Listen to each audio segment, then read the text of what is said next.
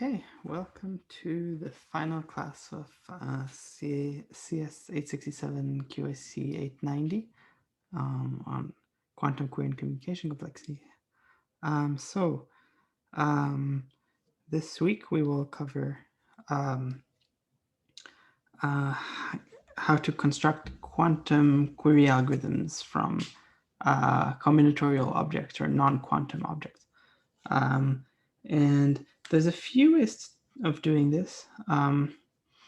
We will focus on only two of them, but I would say that these are sort of the main two useful techniques, and they're related to each other.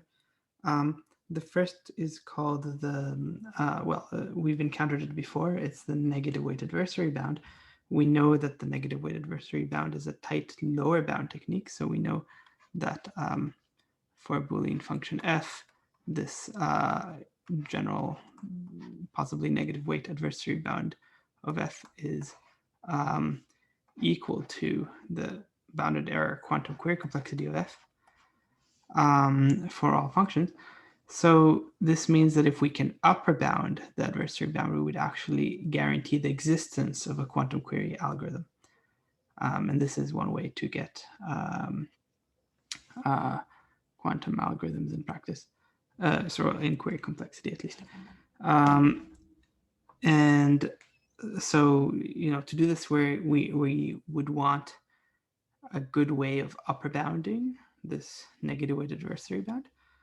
And this involves writing what's called a primal version of the adversary bound. And this means writing it as a minimization problem.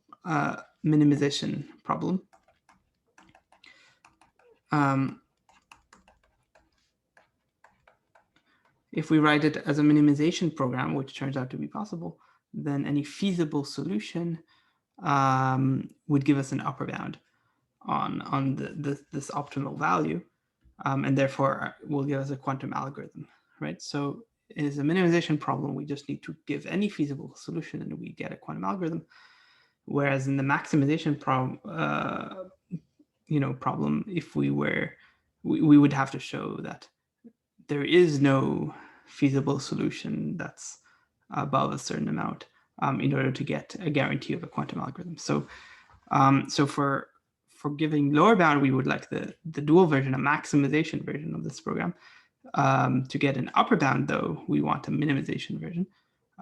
This way, a feasible solution will give us the guarantee that we want.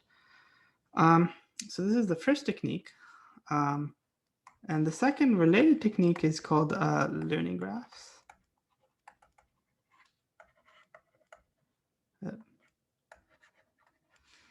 So this learning graphs technique, the way we will introduce learning graphs is basically as one way of constructing feasible solutions to this minimization program.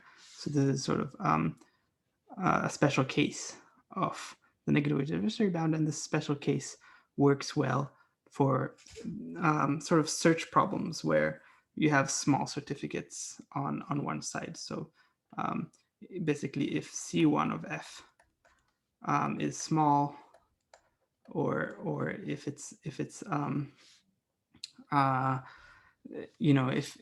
there's a good understanding of the structure of the certificates, where the certificates would be for one inputs to f.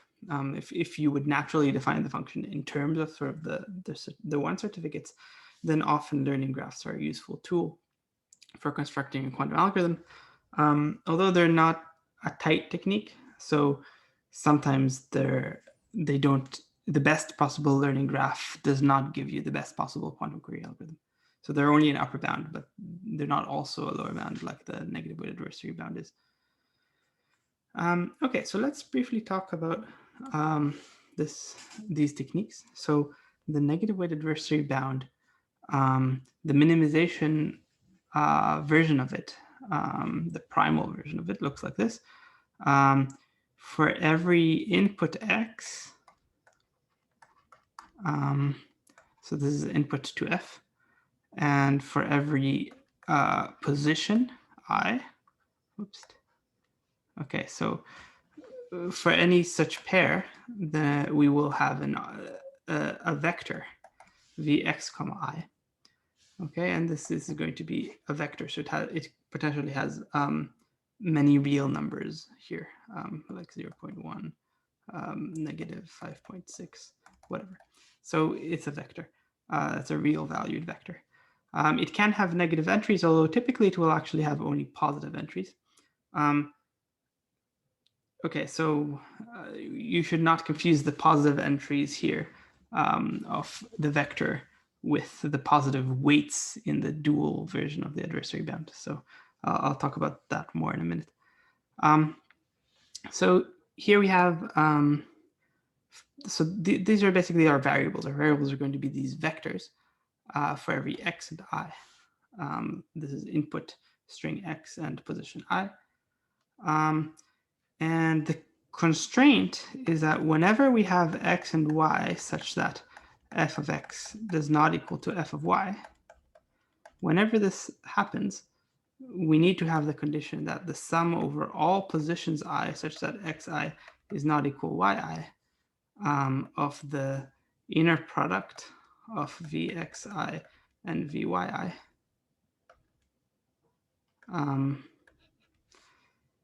The sum of inner products has to equal exactly 1.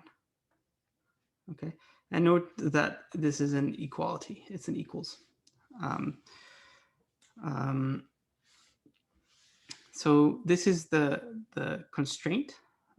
If our vectors satisfy this constraint for all such xy, then the vectors constitute a feasible solution.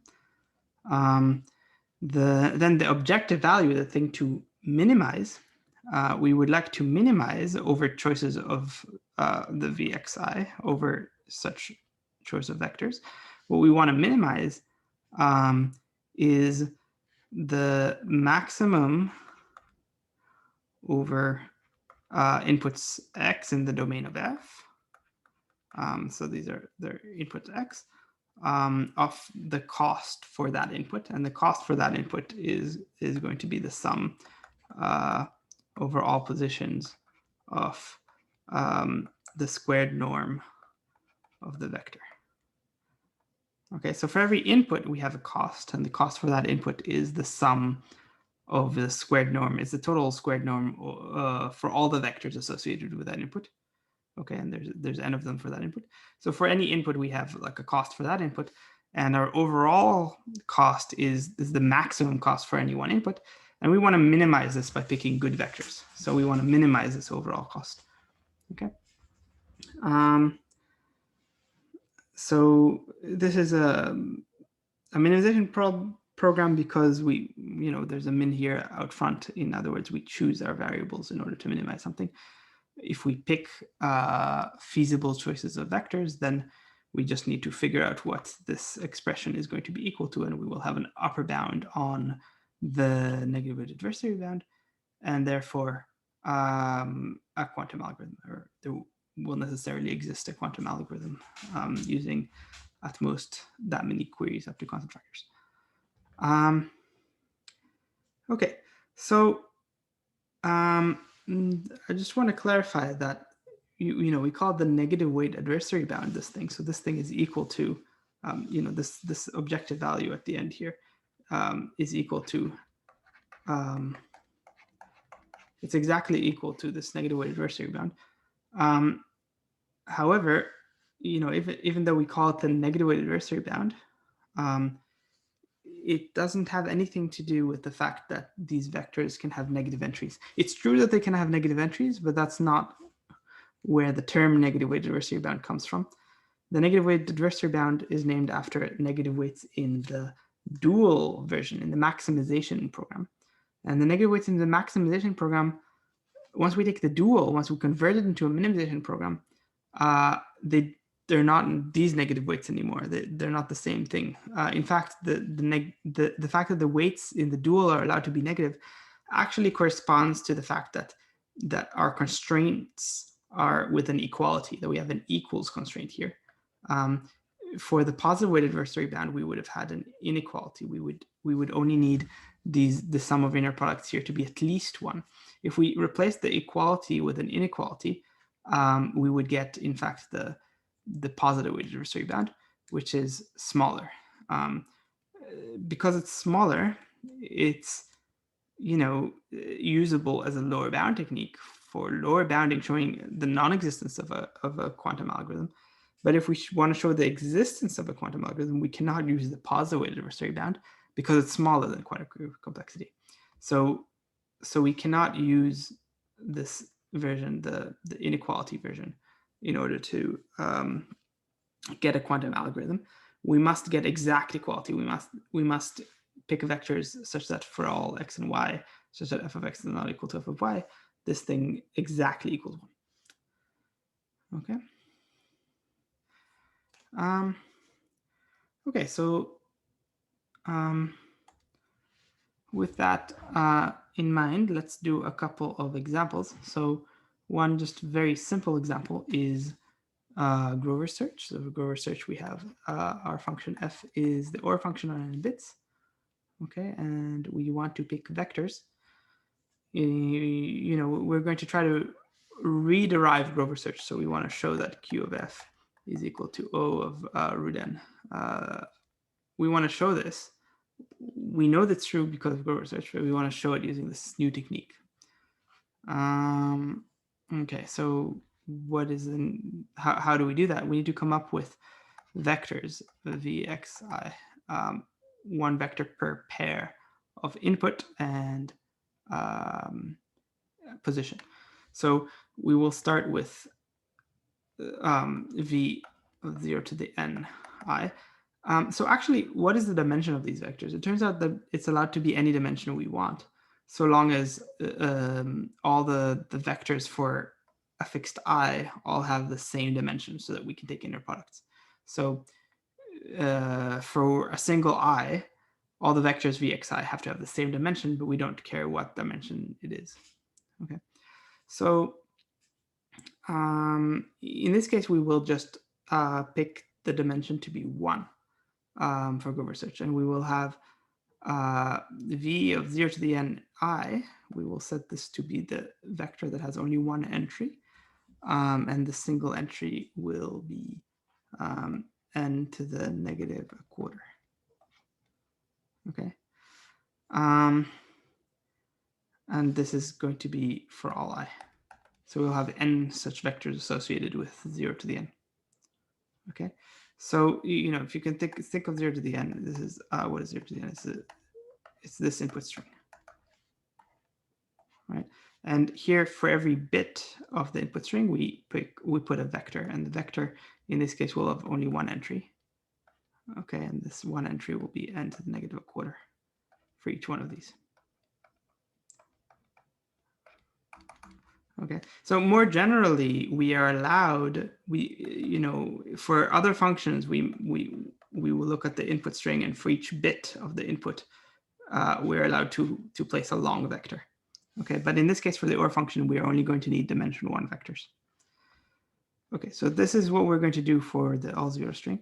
For any other strings, for any other string x, what we will do is we will look at the position of the first one in the string x, and we will place weight n to the 1/4 at that position, and we will place zeros everywhere else. So we will have vectors of dimension 1 that have an entry of 0 everywhere else. So v of xi, okay, is going to be either the vector 0, if like OR of x is 1 and I is not the first one, and then it's going to be n to the 1/4 otherwise. Okay, and so the trick here is that now if we try to take inner products here, so if we take f of x not equal f of y, if we take any x and y such that f of x is not equal to f of y, we basically know that one of them is the all zero string. So let's say y is 0 to the n. So then this expression, some I such that xi does not equal yi of the inner product of vxi vyi. So this expression is actually going to be, it's just going to be the sum of I such that xi equals 1 of vxi comma v 0 to the n I. Okay, but we know that v 0 to the n I is just always n to the minus a quarter, and vxi is always 0 except in one entry, in the first entry where x is 1. So what we know that this is that the sum, this expression in the sum is 0 except in for one term. There's a single term where we get n to the 1 quarter times n to the negative 1 quarter, which is 1. Okay, so we get that this expression, whenever f of x does not equal f of y, then this sum of inner products is exactly 1. So this solution is feasible. And as for the objective value, we see that well, the sum over for I equals 1 to n of v 0 to the n I squared is the sum for I equals 1 to n of 1 over root n. Okay, because we squared the n to the minus a quarter, so we got 1 over root n, and the sum from 1 to n of that is root n. Okay, so the cost of the 0 to the n input is root n, and the cost of each one input is the sum is this sum. But we know that vxi is the 0 vector except for a single I there. So this is actually going to be just root n again, because we just have the n to the 1 quarter squared, which is root n. Okay, so for all inputs, the cost of the input is root n, and therefore for the maximum input, the cost is root n. And we therefore get, because we have a feasible solution here, we conclude that the adversary bound of OR on n bits is at most root n. Okay, and because the adversary bound is equal to quantum query complexity up to constant factors, we get that Q of f is O, or Q of OR is O root n. Okay, so this is basically a reiteration of Grover search, much more complicated perhaps than Grover search, especially given this non-trivial theorem here that these two are equivalent. Okay, but just an example of how we can use this technique. This example only required vectors of dimension 1, so it's a bit unusual, and we didn't see the full power of the technique here. So let's look at something else. Let's look at what happens when let's look at what happens when we are when we have an arbitrary function f, and what we want to show is why the adversary bound of f is always at most n. Okay, we know that the number of queries, the number of quantum queries we need to compute f is always at most n, because we can read all of the input. So we know that the query complexity of f is most n. Why? But can we just prove directly without knowing the equivalence between Q of f and adversary bound of f? Can we just prove directly that the negative weighted adversary bound of f is at most n without knowing what f is? Okay, so that's going to be our next challenge, just showing that the adversary bound of f is most n for all f. So what we need again is we need to come up with vectors vxi. Okay, and the condition is that whenever f of x does not equal f of y, then we need this. We need this to hold the sum over I such that xi does not equal yi of vxi vyi. This needs to be 1. Okay, but we don't know what f is. So in order to guarantee that this happens whenever f of x does not equal f of y, we're actually going to make sure this happens whenever x does not equal y. Okay, so we're not going to depend on f, and we're actually going to pick vectors such that whenever x is not equal to y, this constraint is satisfied. Okay, and therefore it will certainly hold for all functions. Okay. Okay, so to do that, basically, well, we have to be careful. Well, we have to be careful not to exceed 1. So we want to put, if we have if x is 0, 1, 0, 0, and y is 0, 0, 1, 0, for example, we want to place vectors here on each bit of x and on each bit of y as well. We will put vectors, and then such that when we take inner products of these vectors, only for the bits where x and y disagree, so only over here for these 2 bits where they disagree, we will take inner products of these vectors, and we need to equal exactly 1. Okay, but the trick is that, we don't know. So when we pick the vectors for x, we don't know which y we're going to inner product it with. In fact, we need the condition to hold for all other y, for all vectors other than x. Okay, so this is the trick, is how can we cause that to be satisfied, cause this constraint to be satisfied for every other y? How do we pick these vectors for x? This is what we want to do, and there's a trick to achieve this. The trick is basically to take to kind of use the fact that we have dimension here, and we will for each vector here, we will place a single 1 somewhere, but the position of this 1, so it will be a single 1 and zeros as well, but the position of the 1 will be chosen very specifically so that the 1 collides with a 1 for y exactly once in the string. Okay, so we are going to place, all these vectors are basically going to be basis vectors that have a single 1 and zeros elsewhere.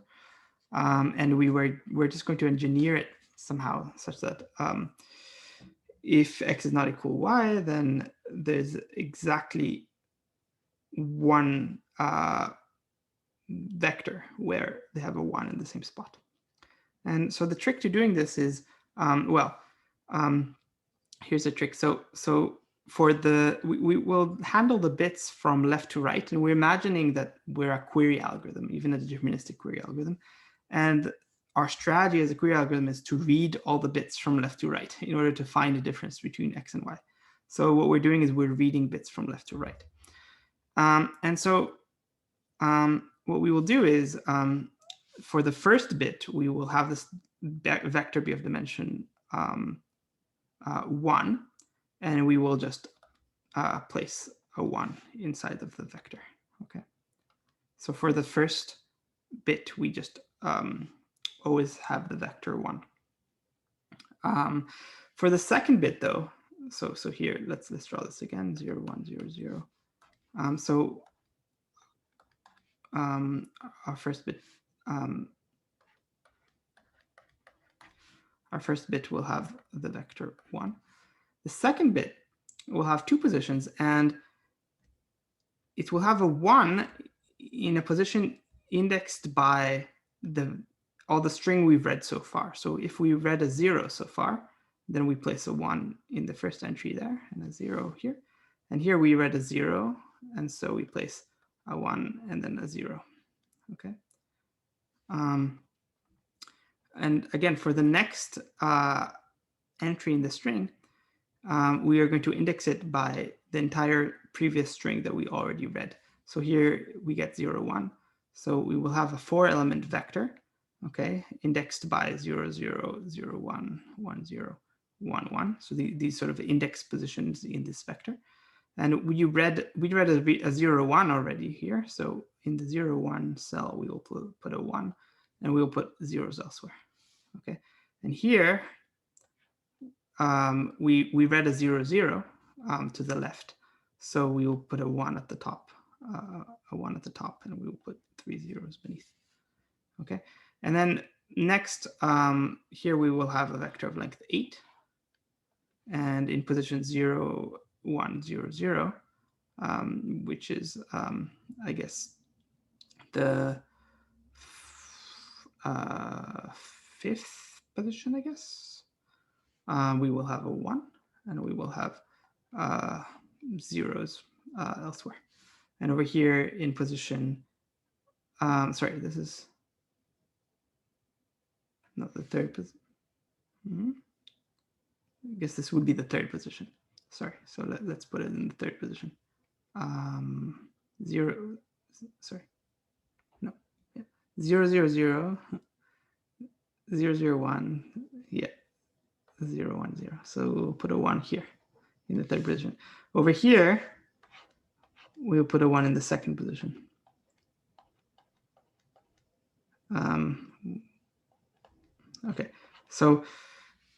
Okay, so these will be our vectors, and note that they're not all the same dimension, but we only need them to be the same dimension for each position I. So here in position 3 in the string, then the dimension is 4, which matches the dimension here in position 3. Okay, so now here's what happens when we take the inner products of these vectors. Okay, remember, we are only taking inner products when xi does not equal yi. So here we don't take the inner product in the 1st position because x1 equals y1. Okay, we do take the inner product in the 2nd position, and here we get 1. The inner product is 1. Okay, then we don't take the inner product in the 3rd position. Sorry, we do take the inner product in the 3rd position because they disagree, but the inner product will be 0. Why would it be 0? Because the 1 here is not in the same position as the 1 there. Okay, and finally, we don't even take the inner product in the last position because the bits agree.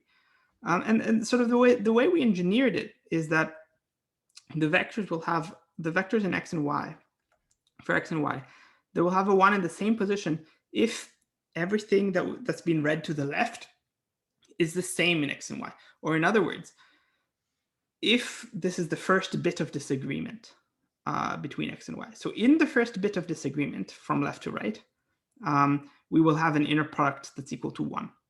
Okay. Before the first bit of disagreement, all the bits must agree, so they don't show up in the sum.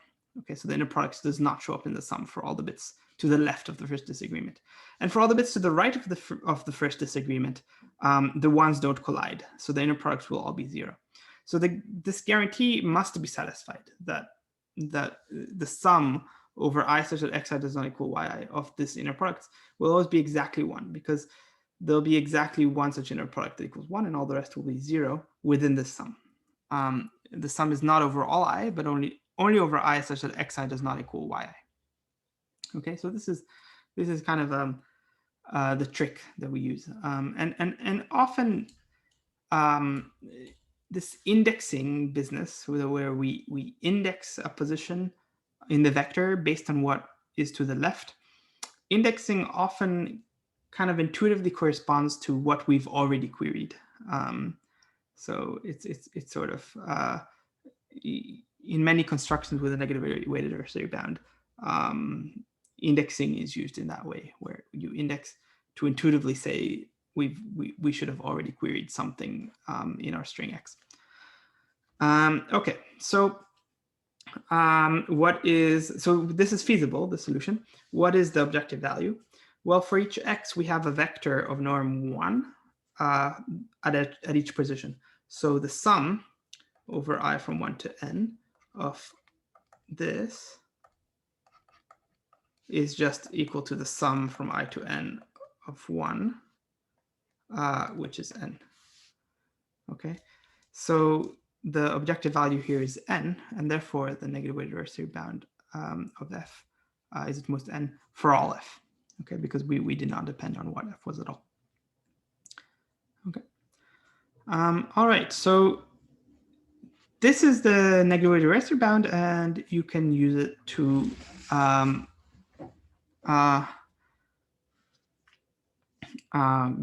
guarantee the existence of quantum algorithms without actually construct the quantum algorithms.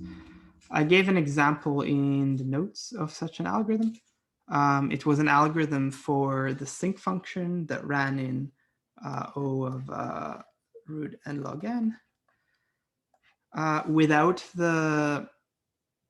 Without using this negative weight adversary bound, I don't know how to get it down to root n log n, root n root log n. I only know how to get it down to root n times poly log n.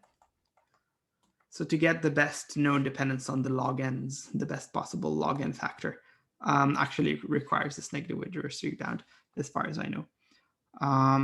So that's an example in the notes of when you actually sort of need this technique to get the best known quantum algorithm, although only by log factors, I suppose.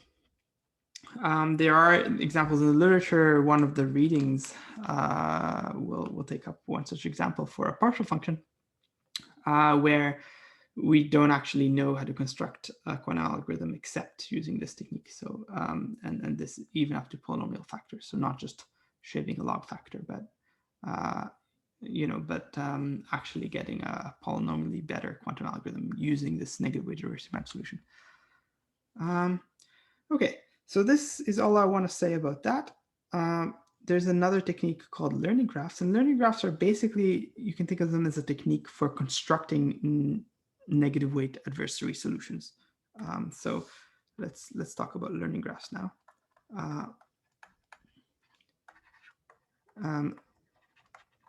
Learning graphs are basically graphs that describe how you learn bits of the input. So we're not trying to learn anything about a graph, but they're a graph that describe how we learn about the inputs. So the name is a bit confusing. Okay, and basically, so learning graphs look like this. We have nodes that are labeled by sets. They start with the empty set. And then we have like these directed arcs that go to other sets that are one larger than the previous set. And we can have duplicate sets. So we can have the set 2 occurring twice. And then we keep going like this in a tree-like fashion.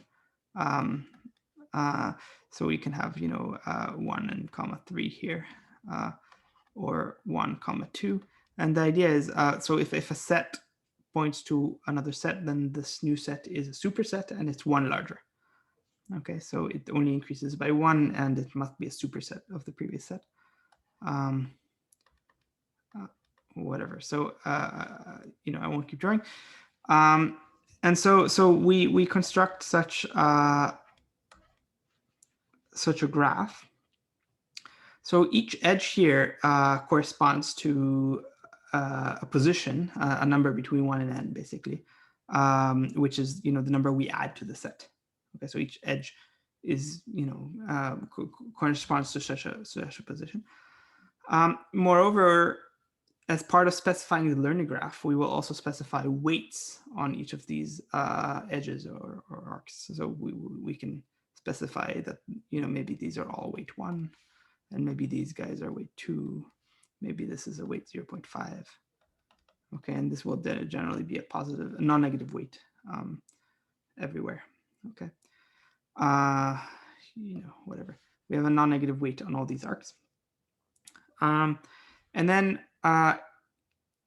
for each the way so far this is not even related to any function, right? So we didn't use a function. We're just describing sets. I just have a graphs that describe subsets of the numbers 1 through n. Okay, so what is the relation to the function? Well, the relation to the function is only for the 1 inputs, and for the 1 inputs, we basically want this graph to lead us to certificates. So basically, let's take, for example, the OR function. So the 1 inputs to the OR function always have a 1 somewhere, and the certificates, any position of a 1 is a certificate.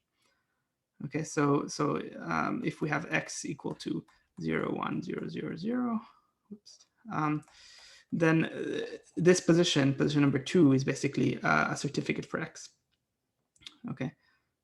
Sometimes the certificate will be more than one element big. So maybe it will be, I'll have to show you 3 positions to prove that X is a 1 input for some functions. But generally, if I fix an input X, there will be certificates that prove that X is a 1 input. And each certificate can be thought of as a set of which bits I would have to show you. Okay, and the certificates for X don't have to be unique. There can be multiple certificates. Like if there's a second one here, then another certificate for X is this set 5, I guess, position 5 that specifies this one here is also a certificate. Okay, so the set 2 and the set 5 are both certificates for this 1 input X. Okay, and we don't care about 0 inputs for now, only 1 inputs.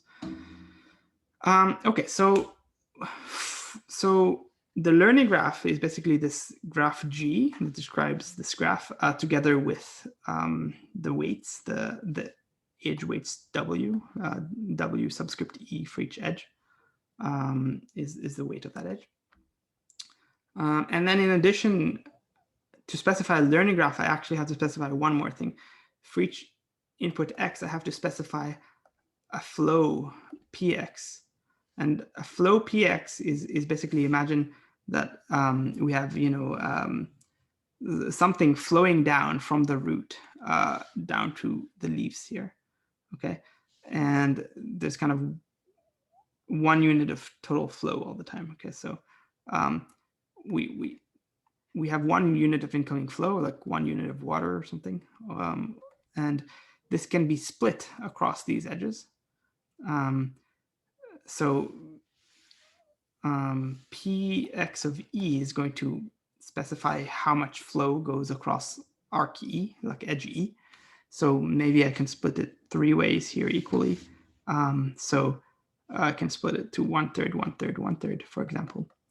And the flow keeps going down. So 1/3 flow goes into here. So 1/3 needs to come out.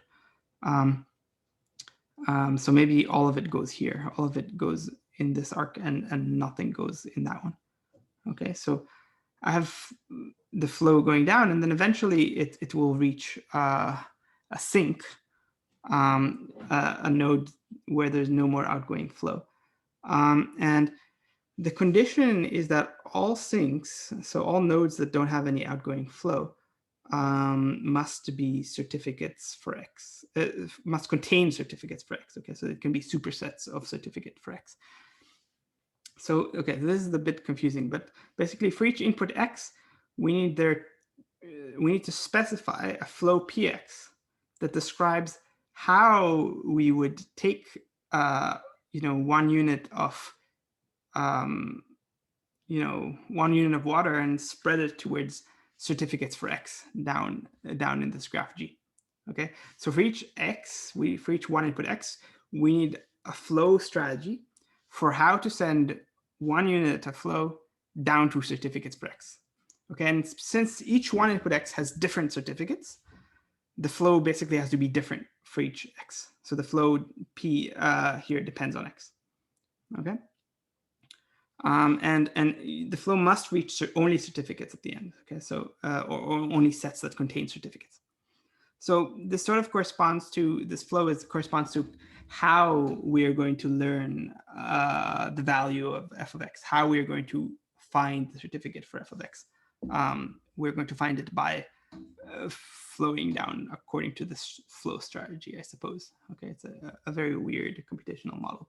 And this is only for 1 inputs. We don't have any such notion for 0 inputs. Okay. Okay, so this is a learning graph. Learning graph is this tuple G and then the weight W, like WE for each E, and then this flow business, this Px of E thing, where we need WE needs to be for every edge, and then this needs to be for every X and every edge. We need this Pxe. So this tuple is the learning graph. We need to provide this entire object. Once we specify this object, well, it's feasible if all the weights are non-negative and all the flows satisfy the flow condition. So that means that the incoming flow for each node here is equal to the outgoing flow, unless it's a sink, which is a certificate for X, in which case there's no outgoing flow. And also that for the root, then the incoming flow is assumed to be 1 for the root of G. So that's all required to be a feasible solution. And we need such a feasible flow for each X. Okay, so once we have this complicated object called the learning graph, what is the objective value? How do we determine how fast the quantum algorithm needs to run now? And the answer is that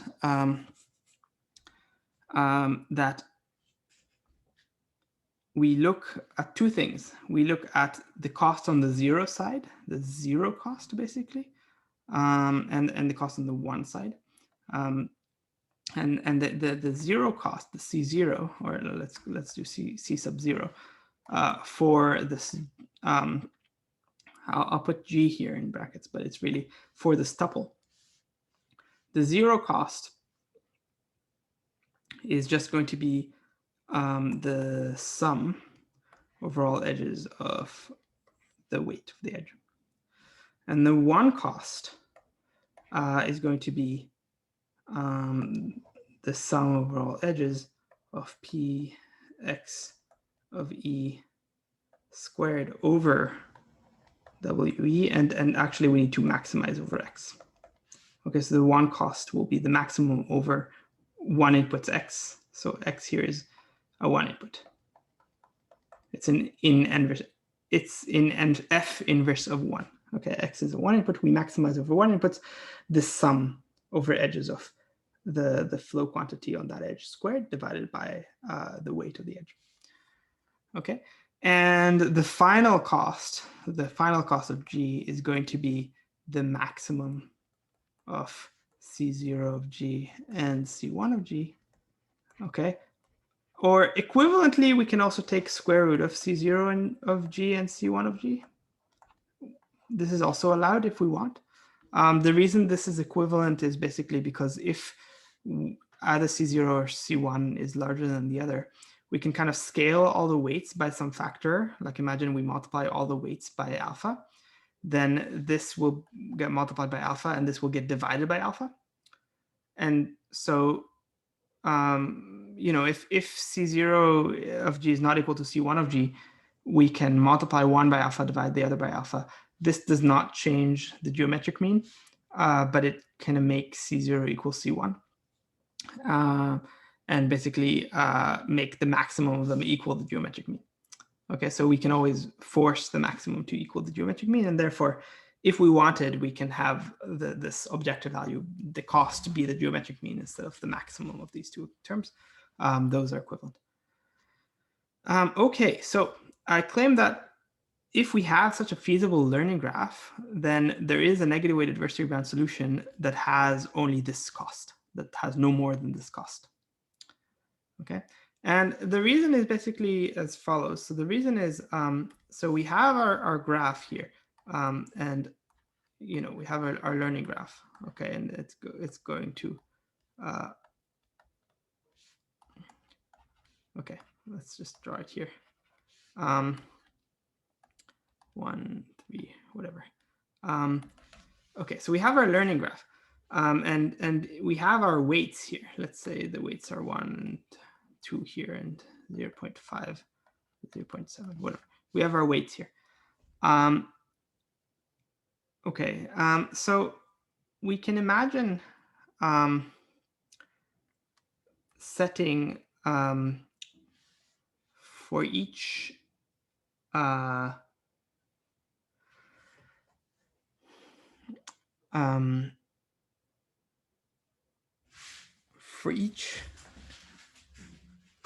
input. So we want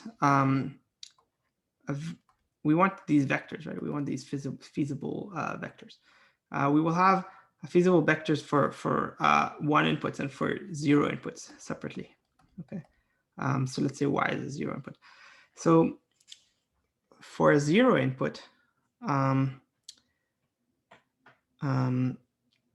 what we will do is that for each I, we look at the edges that add I.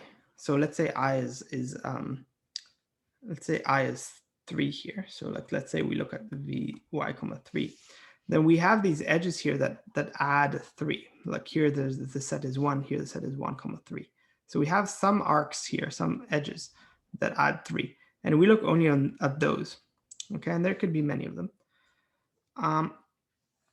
And what we do is we put, for each such edge, we are going to have an entry in the vector.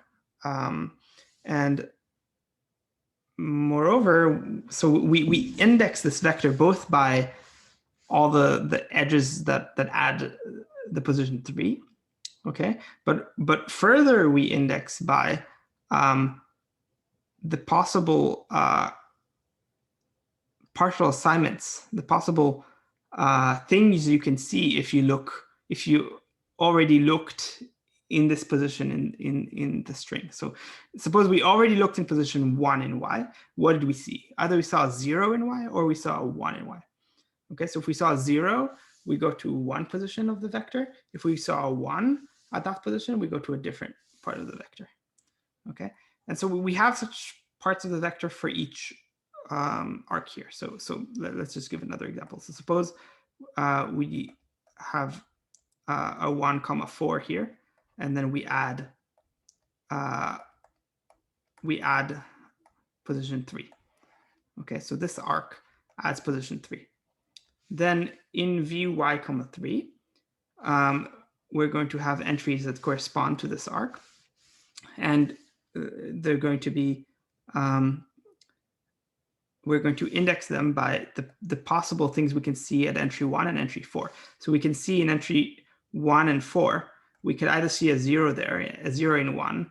We don't care about 2. We don't care about position 2 of the vector. We don't care about position 3 of the vector. And then a 0 in 4. Or we can see a 0, 1. Or we can see a 1, 0. Or we can see a 1, 1. So these are the possible things we can see if we read position 1 and 4. So we have 4 positions here, and each of these 4 will basically index a different position in the vector. Okay, and what we will do is we will place zeros in the positions that are not what we actually see in our real vector y here. Okay, so we have a vector for the input y comma 3. So we place zeros except, what we actually see for the input string y. So if the input string y we see a 1, something, something, 0, something, something, something, then this will be the only non-zero entry here corresponding to this one arc. Okay, and for this non-zero position, what we put depends on whether we have a 0 input, whether y is a 0 input or a 1 input. If y is a 0 input, then what we put is the square root of the weight. So if the weight here is, let's say the weight here is 4, then we're going to put a 2 here. Okay, we'll put the square root of the weight. That's if it's a 0 input. If this was a 1 input, okay, so if we had a 1 input x that also has a 1 here and a 0 here, then what we will put there is it will depend on the amount of flow that goes down this path. So it will depend on this amount of flow that goes down this arc. So and what it will be is the flow divided by square root of the weight. Okay, so here we put square root of WE, and here we put the flow divided by square root of WE. Okay. All right, so this is kind of complicated, but here's the trick. So the trick is if you look at the inner product between, like the sum over all I such that xi not equal to yi of the inner product between vxi and vyi, this is the thing that we want to be 1 here. So what is this? Well, we can draw this graph twice. Just draw the same learning graph twice. Okay, so I'm drawing, this is the exact same graph that we had before. Okay, so I'm drawing the same graph again. One time we have a 1 input x, and here we have a 0 input y. In the 1 input x, we have a flow that reaches certificates that prove that it's a 1 input. Okay, but in y, then we know that it's not a 1 input. Okay, so now consider all the positions of first disagreement, the first time that y disagrees with x, as we go down this path. So at first, if we read 0 bits of y and 0 bits of x, we read an empty set of positions of y and x, then so far as we've read, x and y seem to agree. So far, we haven't found a disagreement. Okay, but we can read position 1, and maybe x and y agree on position 1. Okay, so that's fine. We can go down and we read position 1 and x and y agree. Or we can read position 2 and maybe x and y disagree in position 2. If x and y disagree in position 2, then we imagine this to be cut. We imagine that we cut this position. Okay, and so we keep reading, and we basically see that. So we only keep reading if we haven't seen a disagreement yet. Okay, and we know that eventually the flow down this graph of x, eventually the flow reaches certificates that prove that x is a 1 input. By the time we reach the certificate, we must have seen a disagreement with y, because y is not a 1 input, so y does not contain the certificate. So what this means is we basically have some kind of cut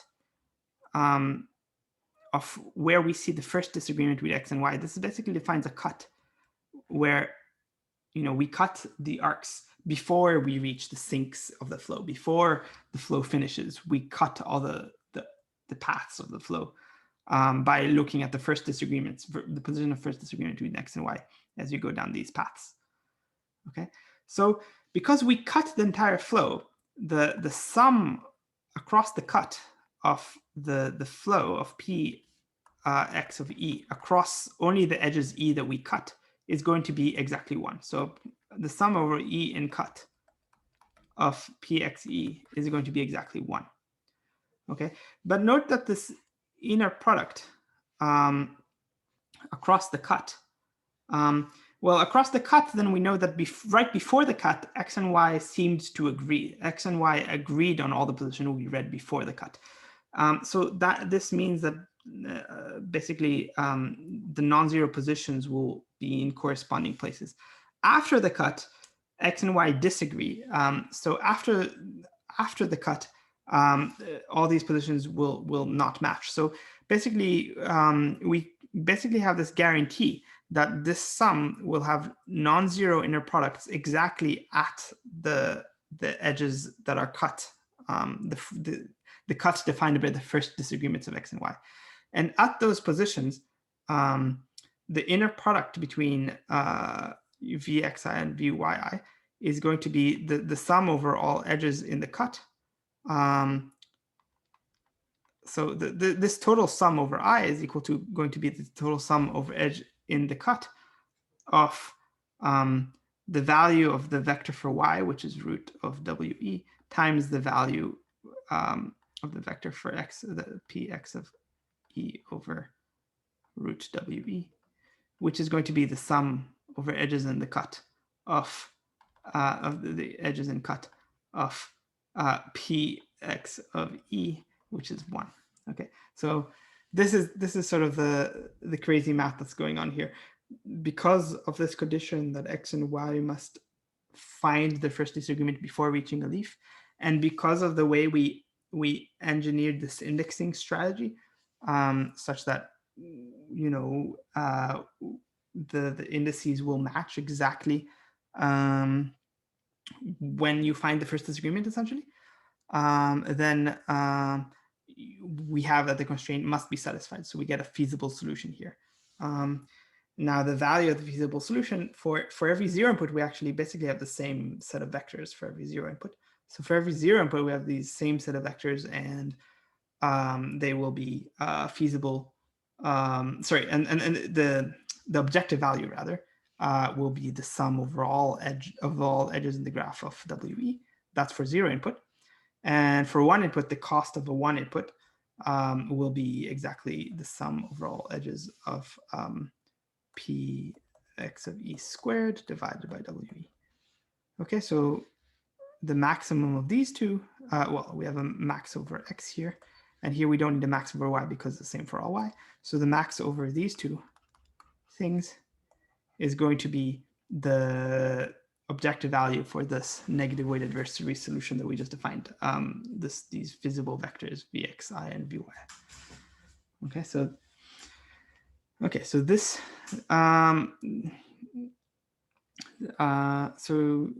this proof was a bit of a mess. I tried to also describe it in the notes, but I don't know how clear I end up being.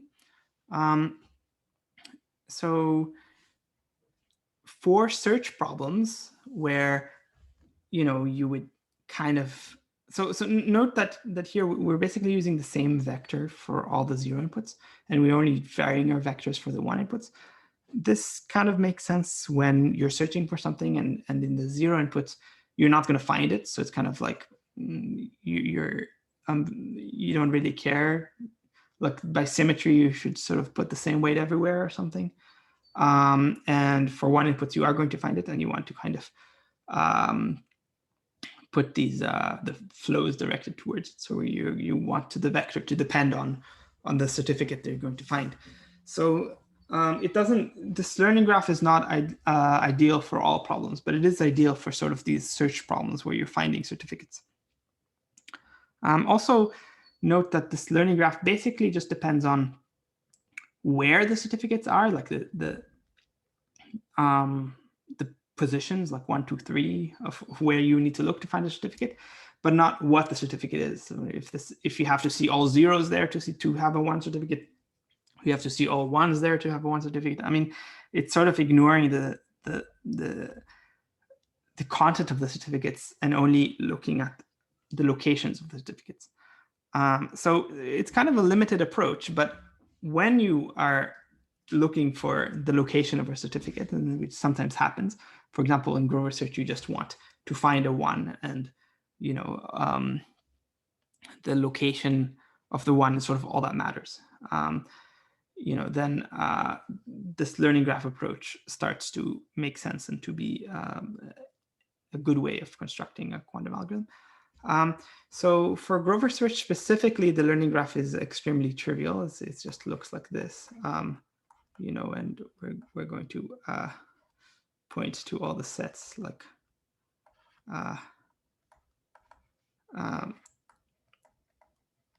this is it. This is just the learning graph and we put our weights here are going to be 1 over root n. So these are going to be our weights, and the flow 1 over root n everywhere, and the flow for an input that looks like 0, 1, 1, whatever 0, is that we will take the first 1 here, which is position 2, and we will put all our flow just there. So we will put all our flow just towards position 2. And so we will put 1 unit of flow there. And so you can see that that the cost of a 0 input, the sum over edges for a 0 input is just the sum from I equals 1 to n of 1 over root n, which is root n, and the cost of a 1 input is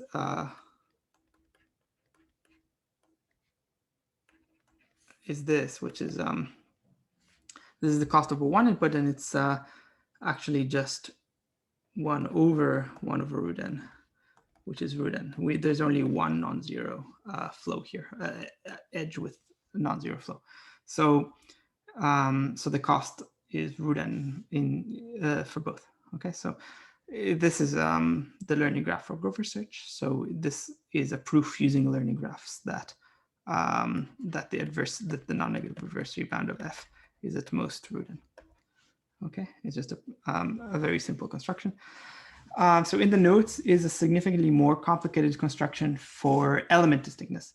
And this construction for element distinctness is reminiscent of the quantum walk for element distinctness. So it gives you sort of a re-derivation of the quantum walk, sort of.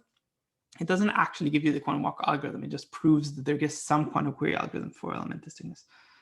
But somehow when you see the learning graph, there's this sets of size n to the 2/3, sets of size n to the 2/3 that sort of show up.